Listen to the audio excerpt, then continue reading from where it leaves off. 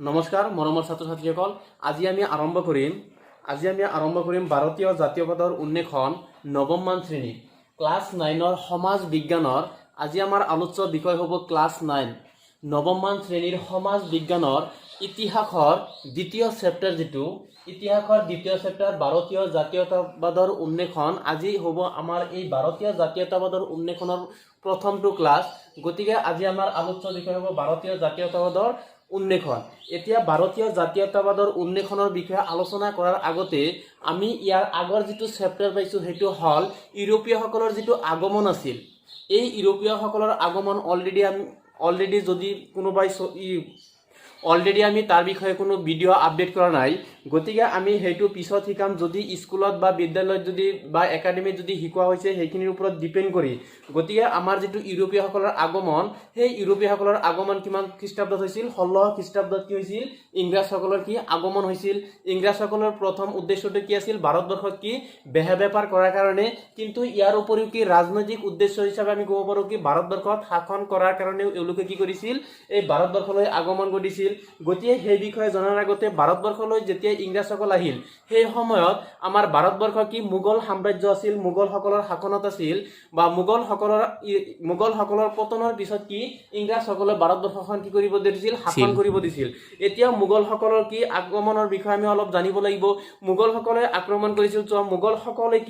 মোগলসকলৰ প্ৰথম সম্ৰাট বাবৰ, মোগলসকলৰ প্ৰথম সম্ৰাট এই বাবৰ যিজন আছে, এই বাবৰে কি কৰিছিল? 1526 খ্ৰীষ্টাব্দৰ পৰা 1530 খ্ৰীষ্টাব্দলৈ 1526 খ্ৰীষ্টাব্দৰ পৰা 1530 খ্ৰীষ্টাব্দলৈ কি কৰিছিল? ভাৰতবৰ্ষখন কি কৰিছিল? সাম্ৰাজ্য কৰিছিল বা ভাৰতবৰ্ষখন শাসন কৰিছিল।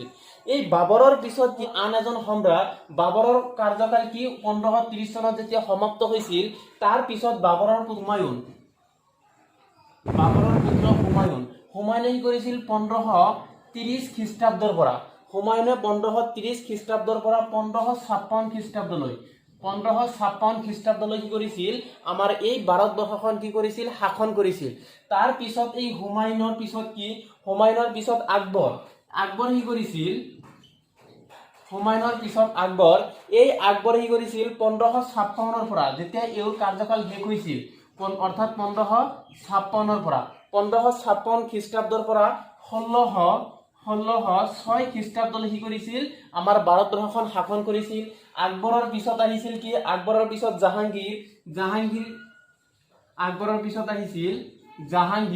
জাহাংগীৰে কি কৰিছিল? এই 1606 খ্ৰীষ্টাব্দৰ পৰা 1627 খ্ৰীষ্টাব্দলৈ ভাৰতবৰ্ষখন শাসন কৰিছিল।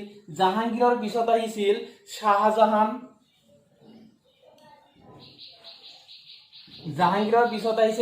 শাহজাহানে কি কৰিছিল? শাহজাহানৰ সাম্ৰাজ্য আছিল কি 1627 পৰা এওঁৰ যেতিয়া কাৰ্যকাল শেষ হৈছিল, এওঁৰ কাৰ্যকাল শেষ হোৱাৰ পিছত 1628 খ্ৰীষ্টাব্দৰ পৰা 1656 খ্ৰীষ্টাব্দলৈ আৰু এই শাহজাহানৰ পিছত যেতিয়া ঔৰংগজেবে কি কৰিছিল? এই যিটো মোগল সাম্ৰাজ্যৰ কি শাসনভাৰ লৈছিল। শাহজাহানৰ পিছত কোন? ঔৰংগজেবে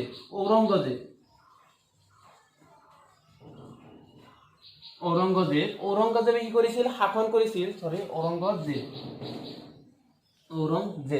ঔৰংগজেবে শাসন কৰিছিল এই 1658 পৰা 1658 আছিল। 1658 পৰা কি 1709 খ্ৰীষ্টাব্দলৈ কি কৰিছিল? এই ঔৰংগজেবে কি কৰিছিল? মোগল সাম্ৰাজ্য কি কৰিছিল? শাসনভাৰ লৈছিল। আৰু এই ঔৰংগজেবৰ পিছত কি এই মোগল যিটো সাম্ৰাজ্য আছিল সেইটো কি লাহে লাহে পতন হ'বলৈ ধৰিলে। এই 16 খ্ৰীষ্টাব্দত যেতিয়া কি ইংৰাজসকল ভাৰতবৰ্ষত বেহা বেপাৰ কৰিবলৈ আহিছিল, সেই সময়ত কি কৰিলে? এই ইংৰাজসকলে কি কৰিলে যে এওঁলোকৰ সাম্ৰাজ্যখিনি আমি কেনেকৈ বিনষ্ট কৰি আমি নিজে ইয়াতে শাসন কৰিব পাৰিম। গতিকে এই ঔৰংগজেব যে আছিল তাৰ আগতে কি কৰিছিল? ইংৰাজসকল কি ভাৰতবৰ্ষলৈ আগমন কৰিছিল ব্যৱসায় বাণিজ্যৰ কাৰণে। তাৰপিছত কি হ'ল? এই মোগল সাম্ৰাজ্যটো সাম্ৰাজ্যটোৰ পতন হ'ল মোগল সাম্ৰাজ্যটোৰ পতন হোৱাৰ পিছত যিটো ইংৰাজসকলে যেতিয়া শাসন কৰিব লৈছিল আৰু সেই শাসনৰ পৰা কি আমাৰ যিটো চেপ্টাৰ দিছে ভাৰতীয় জাতীয়তাবাদৰ উন্মেষণ ভাৰতীয় জাতীয়তাবাদৰ উন্মেষণ জাতীয়তাবাদ মানে নিজৰ প্ৰতি মানে নিজৰ জাতিৰ প্ৰতি যিটো আন্দোলন হ'ল এই ইংৰাজসকলৰ আগমন ইংৰাজসকলে শাসন কৰাৰ সময়ত সেইখিনিৰ বিষয়ে আমাৰ এইটো চেপ্টাৰত আলোচনা কৰা হ'ব গতিকে এই যিজন ঔৰংগজেব আছিল ঔৰংগজেবৰ পিছত বংগৰ এই সময়ত কি কৰিছিল কি আছিল বংগৰ নবাব আছিল এজন বংগৰ নবাব কি আছিল সিৰাজউদ্দৌলা বংগৰ নবাব সিৰাজউদ্দৌলা বংগ যিটো আমাৰ পশ্চিমবংগ ৱেষ্ট বেংগল সেই সময়ত কি বহুত ডাঙৰ আছিল অসম প্ৰদেশ ধৰি ইফালে বাংলাদেশৰ কিছু অংশলৈ কি আছিল আমাৰ যিটো বংগ প্ৰদেশ আছিল এই বংগ প্ৰদেশৰ কি আছিল এইজন আছিল নবাব বংগ প্ৰদেশৰ নবাব কি সিৰাজউদ্দৌলা এই সিৰাজউদ্দৌলা কি সিৰাজউদ্দৌলা কি কৰিছিল পলাচী যুদ্ধটো কিমান হৈছিল 1757 খ্ৰীষ্টাব্দত যিটো পলাচীৰ যুদ্ধ হৈছিল পলাচীৰ যুদ্ধটো কি এই বংগৰ নবাব সিৰাজউদ্দৌলা ই ব্ৰিটিছ ইষ্ট ইণ্ডিয়া কোম্পানীৰ এজন বিষয়া ৰবাৰ্ট ক্লাইভ এই ৰবাৰ্ট ক্লাইভে কি কৰিছিল এই বংগৰ নবাব যিজন সিৰাজউদ্দৌলা আছিল এই সিৰাজউদ্দৌলাক পৰাস্ত কৰি এই বংগখন কি কৰিছিল নিজৰ হাতত মানে ব্ৰিটিছ ইষ্ট ইণ্ডিয়া কোম্পানীৰ হাতত লৈছিল তাৰ পিছত প্ৰায় 100 বছৰ পিছত আমি চাম যে জাতীয়তাবাদৰ উন্মেষণ যে হল এইটো কেনেকৈ হল সেই বিষয়ে তাৰ মোটামুটি 100 বছৰ পিছত অৰ্থাৎ 1857 খ্ৰীষ্টাব্দত আমি ইয়াৰ আগৰ অধ্যায়ত পাইছো 1857 খ্ৰীষ্টাব্দত কি হৈছিল যিটো সিপাহী বিদ্ৰোহ হৈছিল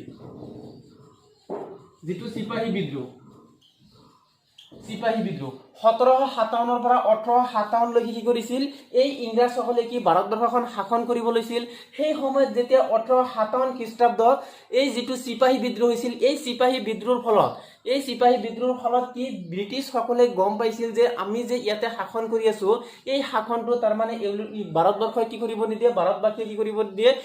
নিদিয়ে তাৰ কাৰণে কি এখন আন্দোলন কৰিছে গতিকে ভাৰতবৰ্ষৰ মানুহৰ কি হৈছে নিজৰ মনত কি যিটো জাতীয়তাবাদ এই জাতীয়তাবাদৰ কি হৈছে জাগ্ৰত হৈছে তাৰ পিছত কি কৰিলে যেতিয়া ব্ৰিটিছ ইষ্ট ইণ্ডিয়া কোম্পানীৰ হাতত আছিল 1757 পৰা 1857 লৈ তাৰ পিছত কি কৰিছিল এই যিটো কাৰ্যভাৰ গোটেইখিনি কাৰ্যভাৰ যিটো ইংৰাজৰ গৃহ চৰকাৰ আছিল ইংৰাজৰ গৃহ চৰকাৰ বৰ্তমান ইংলেণ্ড যিটো আছিল এই ইংৰাজৰ গৃহ চৰকাৰৰ হাতত কি কৰা হৈছিল ভাৰতীয় গোটেইখিনি শাসনভাৰ কি অৰ্পণ কৰা হৈছিল অৰ্পণ কৰাৰ পিছত তাৰ পিছত কি বিভিন্ন ধৰণৰ কি আন্দোলনৰ সৃষ্টি হ'ব ধৰিলে ভাৰতবাসীসকলক কি কৰিছিল এই ইংৰাজসকলে শোষণ কৰিছিল অন্যায় আদি এইবোৰ কৰিছিল এইবোৰ কৰাৰ পিছত ইয়াৰ উপৰিও কি ভাৰতবৰ্ষক কি যিটো পাশ্চাত্য শিক্ষা এই পাশ্চাত্য শিক্ষা বা পাশ্চাত্য সংস্কৃতিৰ কি পৰিছিল ভাৰতবৰ্ষত সেই সময়ত প্ৰভাৱ পৰিছিল আৰু এনে প্ৰভাৱৰ ফলত কি হৈছিল ভাৰতৰ কিছুমান কি জ্ঞানী ব্যক্তি বা সেই সময়ত শিক্ষিত ব্যক্তিসকলে কি কৰিছিল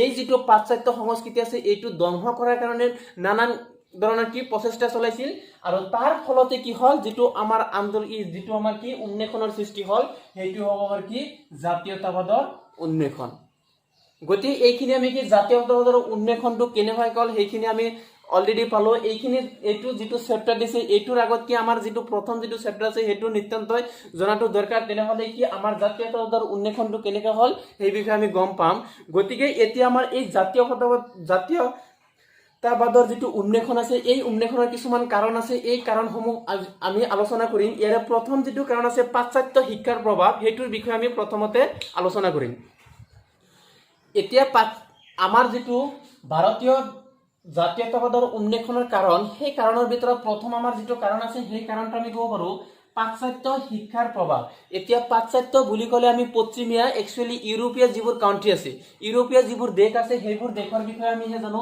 পাশ্চাত্য মানে কি পশ্চিম আমাৰ ভাৰতবৰ্ষৰ পৰা পশ্চিম ফালে যিবোৰ কাউন্ট্ৰি আছে সেই কাউন্ট্ৰিৰ কি শিক্ষাৰ যিটো প্ৰভাৱ সেই কাউন্ট্ৰিবোৰত যেনেকুৱা শিক্ষা চলিছিল সেই শিক্ষা ব্যৱস্থা কি ভাৰতবৰ্ষত প্ৰচলিত হ'ব ধৰিছিল গতিকে এই যে ভাৰতবৰ্ষত যে এই পাশ্চাত্য শিক্ষাৰ যে প্ৰভাৱ যে প্ৰচলিত হ'ব ধৰিছিল গতিকে তাৰ বিৰুদ্ধে কি বিভিন্নজনে কি কৰিছিল আন্দোলন কৰিছিল গতিকে সেইটোৱে হ'ব আমাৰ কি জাতীয়তাবাদৰ উন্মেষণ যিটো আছে এই উন্মেষণ প্ৰথমটো কাৰণ আমি হিচাপে ধৰি ল'ব পাৰোঁ কি পাশ্চাত্য শিক্ষাৰ প্ৰভাৱ। এতিয়া পাশ্চাত্য শিক্ষাৰ প্ৰভাৱ কি? পাশ্চাত্য শিক্ষাৰ প্ৰভাৱৰ ভিতৰত আমি দুটা কথা আগতে জানি ল'ব লাগিব যে 1857 খ্ৰীষ্টাব্দত গভৰ্ণৰ জেনেৰেল পৰিষদৰ সদস্য আছিল এজন ইংৰাজৰ 1835 খ্ৰীষ্টাব্দত 1835 খ্ৰীষ্টাব্দত গভৰ্ণৰ জেনেৰেল পৰিষদৰ সদস্য আছিল লৰ্ড মেকলিন।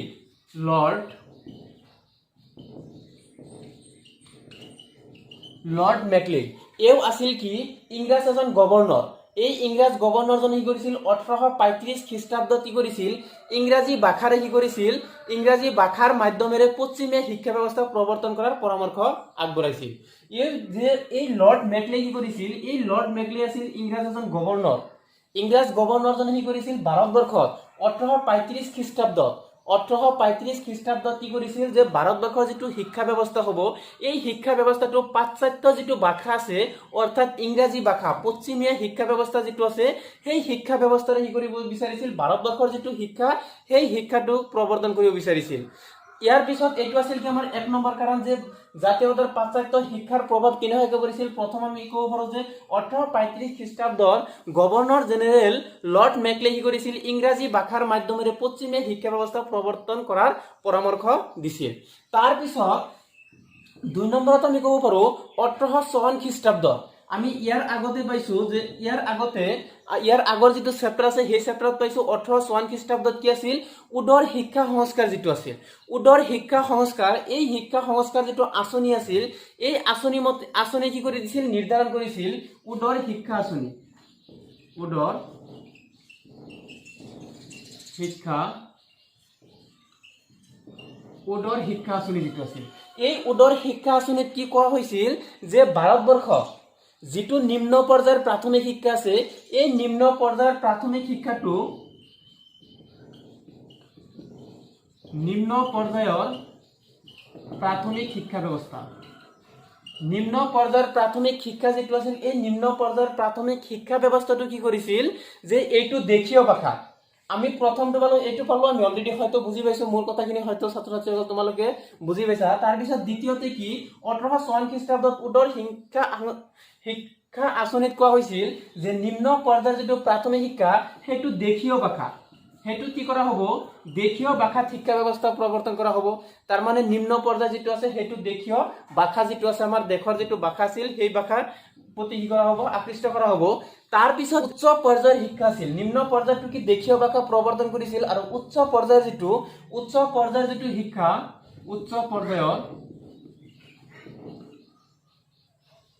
উচ্চ পৰ্যায়ৰ যিটো প্ৰাথমিক শিক্ষা ব্যৱস্থা আছিল সেইটো ইংৰাজী ভাষা মানে পাশ্চাত্যৰ যিটো ভাষা আছিল সেই ভাষাত কি কৰা হ'ব শিক্ষা ব্যৱস্থাটো প্ৰৱৰ্তন কৰাৰ পৰামৰ্শ আগবঢ়াইছিল। উদে কি কৰিছিল দুটা পৰামৰ্শ আগবঢ়াইছিল। ইয়াৰে প্ৰথম যিটো নিম্ন পৰ্যায় হ'ব এই নিম্ন পৰ্যায়ৰ যিটো প্ৰাথমিক শিক্ষা আছে সেইটো কি হ'ব দেশীয় ভাষা হ'ব। আনহাতে যিটো উচ্চ পৰ্যায়ৰ ভাষা আছে সেইটো কি হ'ব ইংৰাজীৰ মাধ্যমেৰে কি কৰা হ'ব শিক্ষা প্ৰদান কৰা হ'ব। গতিকে উদৰ আছিল কি এই দুটা উদৰ যিটো শিক্ষা আঁচনি আছিল সংস্কাৰ আছিল সেই সংস্কাৰত আমি কি দুটা পৰ্যায় পাওঁ যে দেশীয় ভাষা আৰু এটা কি ইংৰাজী ভাষা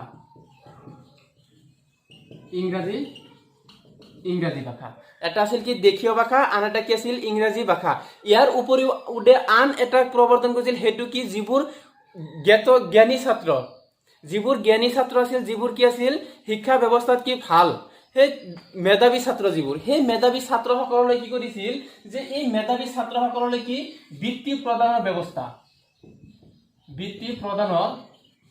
ব্যৱস্থা মেধাৱী যিসকল ছাত্ৰ ছাত্ৰী আছে সেই ছাত্ৰ ছাত্ৰীসকলক যাতে বৃত্তি প্ৰদান কৰা হয় মাহিলী বা বছৰীয়া কি বৃত্তি প্ৰদান কৰা হ'ব আৰু এই বৃত্তি প্ৰদান কৰাৰ ফলত যাতে কি ভাৰতবৰ্ষসকল কি আকৃষ্ট হয় সেইকাৰণে কি কৰিছিল উদৰ আমি তিনিটা পালো যে নিম্ন পৰ্যায়ত যিটো প্ৰাথমিক শিক্ষা সেইটো দেশীয় ভাষাত হ'ব আৰু উচ্চ পৰ্যায়ৰ যিটো আছে সেইটো ইংৰাজী ভাষাত হ'ব আৰু কি যিসকল মেধাৱী ছাত্ৰ ছাত্ৰী আছে সেইসকলক কি বৃত্তি প্ৰদান কৰা হ'ব।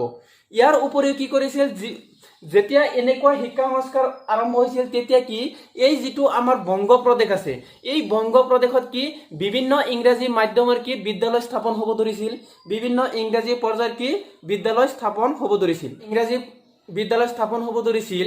তাৰ ভিতৰত পাশ্চাত্য যিটো শিক্ষা আছিল এই ক'বলৈ গ'লে কি ক'বলৈ গ'লে পাশ্চাত্য শিক্ষাই প্ৰথমতে কি বংগবাসীক কি কৰিছিল আকৃষ্ট কৰিছিল পাশ্চাত্য শিক্ষাই কি কৰিছিল আমাৰ যেটো পশ্চিমীয়া শিক্ষা আছিল এই পাশ্চাত্য শিক্ষা ব্যৱস্থাই প্ৰথমতে কাক আকৃষ্ট কৰিছিল বংগবাসীক আকৃষ্ট কৰিছিল বংগবাসীক কি ইফালে এফালে কি তাতে ৰাজধানী পশ্চিমবংগ মানে কলকাতা স্থাপন কৰাৰ চেষ্টা কৰিছিল ইয়াৰ উপৰিও কি এই যেটো আমাৰ বংগ প্ৰদেশ আছে এই বংগ প্ৰদেশত বিভিন্ন ধৰণৰ কি ইংৰাজী বিদ্যালয় স্থাপন কৰাৰ চেষ্টা কৰিছিল এই যিবোৰ চেষ্টা আছিল এই চেষ্টা যেতিয়া কৰিছিল কৰাৰ ফলত কি বিভিন্ন ধৰণৰ কি ইংৰাজী মাধ্যমৰ বিদ্যালয় কি এই বংগ প্ৰদেশত গঢ়ি উঠিল তাৰ ফলত কি হল বংগবাসী যেটো আছে এই বংগবাসীৰ মানুহবোৰ কি হল বহুত আকৃষ্ট হৈ গল গতিকে বংগবাসী এইটো ভাবিছিল যে আমি যে এই যেটো ইংৰাজী ভাষাত আমি ইয়াতে শিক্ষা গ্ৰহণ কৰিম গতি এইটো আমাৰ কি এটা গৌৰৱৰ বিষয় গতি এই লৈ কি বিভিন্ন ধৰণে কি বিভিন্ন মত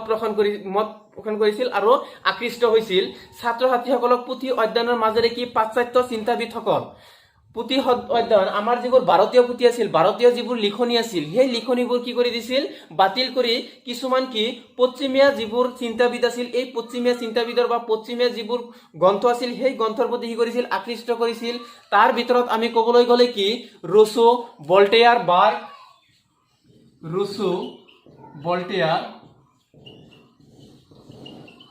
ভল্টেয়াৰ বাৰ্গ এটসেট্ৰা ইত্যাদি এই যিবোৰ কি আছিল পশ্চিমীয়া যিবোৰ লিখনি আছিল এই সকল কি গ্ৰন্থ লেখে বা প্ৰবন্ধ লেখে বিভিন্ন ধৰণৰ ষ্টৰী লেখে গতিকে এই যিবোৰ লিখা এই গ্ৰন্থবোৰ কি আমাৰ বংগ প্ৰদেশত কি প্ৰচলন হ'ব ধৰিলে আমাৰ যিবোৰ ভাৰতীয় লিখনি আছিল সেই লিখনিৰ ঠাইত ৰিপ্লেস কৰি লিখনিখিনিকে বাদ দি কি কৰিছে যে ৰুছো ভল্টেয়াৰ বাৰ্গ তাৰপিছত মেকলে স্পেন্সাৰ আদিৰ যিবোৰ বিখ্যাত ব্যক্তিৰ ৰচনাবোৰ কি হ'বলৈ ধৰিলে এই বংগ প্ৰদেশত কি প্ৰচলন হ'ব ধৰিলে গতিকে এনেকৈ কি ভাৰতবৰ্ষৰ যেতিয়া কি পাশ্চাত্য শিক্ষাৰ প্ৰভাৱ পৰিল তাৰ পিছত কি হল ইয়াৰ বিপৰীতে কলিকতাত গঢ়ি উঠা শিক্ষা সমাজখনৰ পৰা প্ৰথমতে জাতীয় চেতনাৰ বিকাশ ঘটিছিল যে এই কলিকতাত যেটো আছে যেহেতু আমাৰ কি পশ্চিমবংগতে সকলো হল গতিকে এই পশ্চিমবংগত কি এই কলিকতাত কি হৈছিল এই যেটো পাশ্চাত্য শিক্ষা আছিল এই পাশ্চাত্য শিক্ষাৰ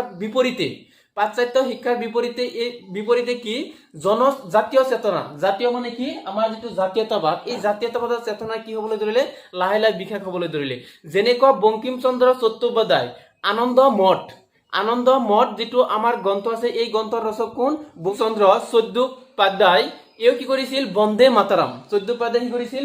মাতাৰাম গীতেৰে কি কৰিছিল মাতৃভূমিক বচোৱাৰ আহ্বান জনাইছিল বংগ প্ৰদেশৰ জনসাধাৰণক এই বঙ্কিম চন্দ্ৰ চট্টোপাধ্যায় কি কৰিছিল বন্দে মাতাৰাম যেটো গীত আছে এই গীতেৰে কি কৰিছিল যেটো মাতৃভূমি আছে এই মাতৃভূমি বচোৱাৰ কি কৰিছিল জনসাধাৰণক বা মানুহক কি কৰিছিল আহ্বান জনাইছিল ইয়াৰ উপৰিও কবি ইকবালে কি কৰিছিল সাৰে জাহাঁ সে